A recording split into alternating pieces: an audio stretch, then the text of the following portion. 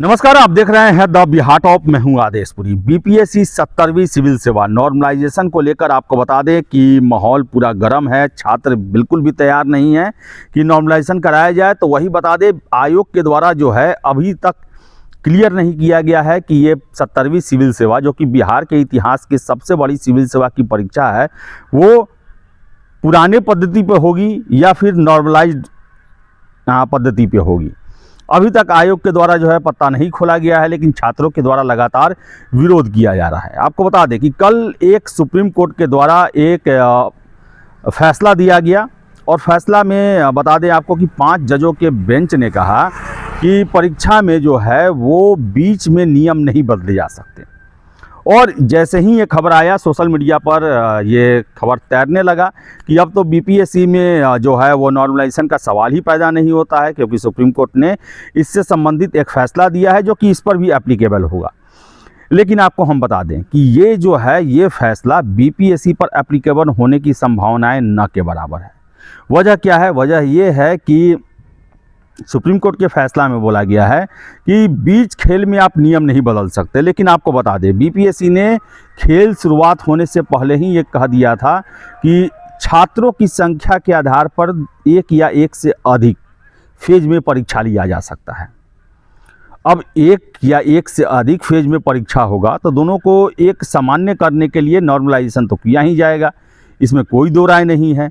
लेकिन एक सबसे बड़ा पॉइंट इसमें यह है कि छात्रों की संख्या, सबसे पहले तो आप नोटिस देख लीजिए, जो नोटिफिकेशन में जो वो इम्पोर्टेंट पैरा है उसको आप देख ले। इसमें नोट में दिया गया है कि जो नोट संख्या 3 है कि उक्त विज्ञापन के लिए भरे गए आवेदनों की संख्या के आधार पर प्रारंभिक परीक्षा एक से अधिक पालियों, एक से अधिक सेट में आयोजित की जा सकती है। ये नोटिफिकेशन के समय ही आयोग ने क्लियर कर दिया है कि नॉर्मलाइजेशन वो लागू कर सकते हैं। उसके लिए एक ही आधार बनाया गया है, छात्रों की संख्या। अब देखिए आप कि अगर 67वीं परीक्षा को ध्यान में रखें या बीपीएससी के पूर्व में हुए पीटी परीक्षा को ध्यान में रखें, तब तो ये संख्या 5 लाख जो है वो कम है अन्य परीक्षाओं से। यानी कि इसके हिसाब से देखा जाए, अन्य परीक्षाओं को अगर मानक माना जाए तो इसके हिसाब से तो नॉर्मलाइजेशन करना कोई ज़रूरी ही नहीं है, क्योंकि इससे ज़्यादा छात्रों का परीक्षा जो है बीपीएससी ने एक पाली में संपन्न कराया है। लेकिन अब इसमें बीपीएससी ये भी कह सकता है कि छात्रों का संख्या जो है वो कितना अपने अच्छे से एग्ज़ाम देने के लिए सुयोग्य मानते हैं, सूटेबल मानते हैं। पिछले अगर परीक्षाओं से देखा जाए तो 5 लाख की संख्या है, तब तो कोई एक या अधिक फेज में परीक्षा की बातें ही नहीं आती हैं। लेकिन इसके साथ साथ बता दें आपको हम कि बीपीएससी अपने लिए कितना सूटेबल मानती है। हो सकता है कि ये 3 लाख की मानक रख के चलते हों। चलिए ये भी मान लिए कि 5 लाख संख्या है और ऐसे में नॉर्मलाइजेशन संख्या के आधार पर नहीं किया जाना चाहिए। लेकिन इसमें एक और जो है या करके पॉइंट लगाया गया है जो कि काफ़ी अहम है, जिसमें कहा गया है कि एक से अधिक पाली या एक से अधिक सेट में आयोजित की जा सकती है। यानी कि संख्या कितना भी रहे, आयोग चाहे तो अलग अलग प्रश्नों के सेट तैयार कर सकती है जो एक दूसरे से एकदम अलग होंगे, और उसमें फिर साम्यता लाने के लिए नॉर्मलाइजेशन किया जा सकता है। यानी कि संख्या के आधार पर अगर 2 पालियों में परीक्षा होती है तो भी आयोग के पास ये अधिकार है कि वो नॉर्मलाइजेशन को लागू कर सकते हैं। एक पाली में भी परीक्षा लेते हैं तो अलग अलग सेट का प्रयोग करके फिर उनमें साम्यता लाने के लिए नॉर्मलाइजेशन कर सकते हैं। और इस पर जो है कल के सुप्रीम कोर्ट का दिया गया निर्णय जो है वो प्रभावी नहीं होगा, क्योंकि ये खेल के शुरुआत में ही नियम बता दिया गया है। अलग बात है कि छात्र इसे स्वीकार करने को तैयार नहीं है। अलग बात है कि इससे छात्रों को लगता है कि हमारे साथ अन्याय किया जाएगा। अलग बात है कि ये छात्र समझते हैं कि बीपीएससी के हाथ एक ऐसा हथियार लग जाएगा जिसके बाद जो है योग्यता का बलि लिया जाएगा। छात्र ही कहते हैं कि ये नॉर्मलाइजेशन ऐसा पद्धति होगा क्योंकि बीपीएससी पर हमें विश्वास नहीं है। बाद में ये हो सकता है कि 60 नंबर वाले पास कर जाएं, 120 नंबर वाले फेल कर जाएं, और जब पूछने जाएं तो नॉर्मलाइजेशन का जो है वो चार्ट आपके सामने रख दिया जाए, जिसे एक्सप्लेन करना जो है वो बड़ा ही मुश्किल होता है, समझना ही मुश्किल होता है। एक्सप्लेन तो खैर बात ही हटाइए। तो कल का जो फैसला हुआ है, आपको बता दें, वो फैसला बीपीएससी पर प्रभावी नहीं होता है। क्योंकि बीपीएससी ने खेल के शुरुआत में ही अपना नियम बता दिया है कि संख्या आधार होगा। संख्या आधार पर अगर बहुत ज़्यादा संख्या होगी छात्रों की तो हम एक से अधिक पालियों में परीक्षा ले सकते हैं, या फिर एक ही पाली में अगर लें तो अलग अलग क्वेश्चन सेट का प्रयोग कर सकते हैं। और जब अलग अलग क्वेश्चन सेट का प्रयोग किया जाएगा तो उनमें फिर साम्यता लाने के लिए नॉर्मलाइजेशन किया जाएगा।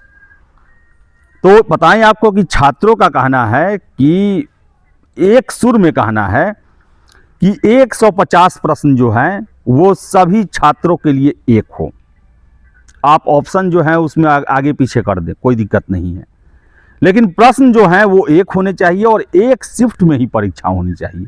ये छात्र एक सुर में कह रहे हैं। उनका कहना है कि अगर ऐसा नहीं होगा आंदोलन हम करेंगे, सड़कों पे आएंगे, आयोग को बताएंगे कि आपके इस पद्धति को हम स्वीकार नहीं करने जा रहे हैं, क्योंकि इसके माध्यम से हमें ये भी नहीं पता चलेगा कि हम पास होने वाले हैं या फेल होने वाले हैं।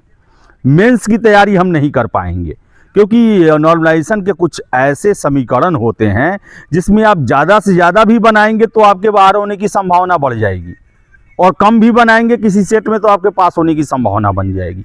ऐसे में छात्र जब तक रिजल्ट नहीं आएगा तब तक कंफ्यूज रहेंगे। और उनका कहना है कि हमें सबसे ज़्यादा डर है आयोग से ही।